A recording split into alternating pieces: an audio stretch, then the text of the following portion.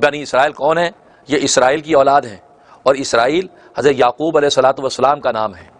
اسرا معنی بندہ ہے، ایل معنی اللہ، تو اسرائیل کا معنی اللہ کا بندہ یعنی عبداللہ کے معنی میں ہے، اور یعقوب ان کا لقب ہے کہ یعقوب عقب سے ہے۔ عقب کا معنی بعد میں آنے والا،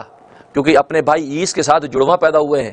ٹوئن پیدا ہوئے ہیں، تو پیدائش میں پہلے عیس آئے دنیا میں، اس کے بعد یعقوب آئے ہیں، تو چونکہ بعد میں آئے تھے اس لیے ان کو یعقوب کہا جانے لگا، اور یہ لقب اتنا مشہور ہو گیا کہ نام کی جگہ پر لقب ہی لوگ جانتے ہیں، لیکن حقیقت میں ان کا نام اسرائیل ہے، اور قرآن کریم نے ان کی اولادوں کو بنی اسرائیل کہہ کے پکارا، یا بنی اسرائیل، اے اسرائیل کی اولادوں، اے اسرائیل کے بیٹو، تو گویا کہ اسرائیل کہہ کے پکارا۔ تو بنی اسرائیل اتنی بڑی قوم اور اتنے ہزاروں پیغمبر اس بنی اسرائیل کے اندر آئے ہیں، تو بنی اسرائیل کے جو واقعات قرآن کریم ذکر کرتا ہے کہ بنی اسرائیل کے واقعات میں کبھی اللہ تبارک و تعالیٰ ان پر غضب توڑتے ہیں، کبھی اپنا قہر توڑتے ہیں، کبھی ان پر پہاڑ اٹھا دیتے ہیں، کبھی ان کو ہلاک کر دیتے ہیں، کبھی وہ ان پر بجلی گرا کر راکھ کر دیتے ہیں، تو یہ اللہ تبارک و تعالیٰ کی طرف سے جو مختلف واقعات رونما ہوتے ہیں بنی اسرائیل پر، حالانکہ واقعات مختلف ہیں لیکن ان تمام کی علت اور وجہ ایک ہے۔ بظاہر دنیا کے اندر واقعات مختلف ہوں تو ہر واقعے کی علت اور وجہ مختلف ہوتی ہے، لیکن عجیب بات یہ ہے کہ بنی اسرائیل پر اللہ تبارک و تعالیٰ جس بھی واقعے میں اپنا غضب اور قہر توڑتے ہیں، کسی بھی واقعے میں ان پر تنبیہ اور سرزنش کرتے ہیں، تو ان تمام واقعات کے پیچھے وجہ اور علت ایک ہی نکلتی ہے، اور وہ وجہ اور علت کیا ہے؟ ان کی بے ادبی اور گستاخی۔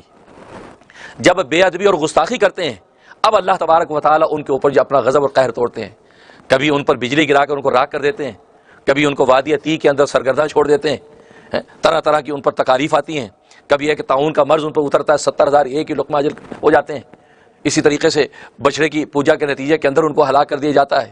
اور قتل کی شکل میں ان کی توبہ قبول ہوتی ہے۔ تو جتنے بھی واقعات ہیں جو موسیٰ علیہ الصلوۃ والسلام کے ذریعے سے جو ان کے اوپر جو تنبیہ اور سزا لاگو ہوتی ہے، اس کی وجہ صرف ایک ہے کہ وہ بے ادبی اور گستاخی کرتے ہیں، اور اللہ تبارک و تعالیٰ کو کسی بھی شخص کی بے ادبی اور گستاخی گوارا نہیں ہے۔ اگر خطا ہو گئی، جرم ہو گیا، تو ندامت اگر شو کرتا ہے، انسان اللہ کے سامنے جھکتا ہے، یا بندہ بندے کے سامنے شرمندہ ہوتا ہے، تو اس کی گستاخی اور بے ادبی کو اگنور کر دیا جاتا ہے، اس کو معاف کر دیا جاتا ہے۔ لیکن اگر وہ اپنی اس غلطی پر معافی بھی نہ مانگے